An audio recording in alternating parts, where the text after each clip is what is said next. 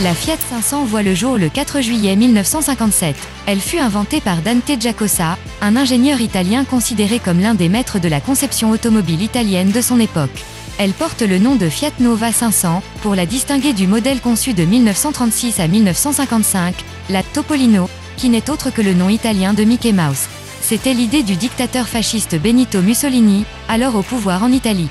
Après l'expérience acquise avec la 500 Topolino, la plus petite voiture au monde de son époque, Fiat travaillait depuis 1947 à la mise au point de la mini-voiture parfaite.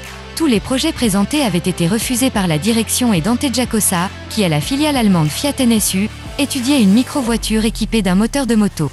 En 1953, Giacosa décida de lancer les études de conception d'une mini-voiture, à partir d'un nouveau moteur de moins de 500 cm3 refroidi par air. Il présentera à la direction turinoise deux maquettes de carrosserie. L'une directement dérivée de la Fiat 600 sur laquelle il travaillait auparavant, et l'autre beaucoup plus innovante. Vittorio Valletta, directeur général du constructeur italien, choisit le premier projet. La Nuova 500 allait passer au stade industriel en même temps que sa sœur jumelle, l'Auto Bianchi Bianchina. Dante Giacosa recevra même le Compas d'Or 1959, pour la réalisation de la Fiat 500. Produite à 4 250 000 exemplaires de 1957 à 1975, dans les usines d'Italie, d'Allemagne et d'Autriche.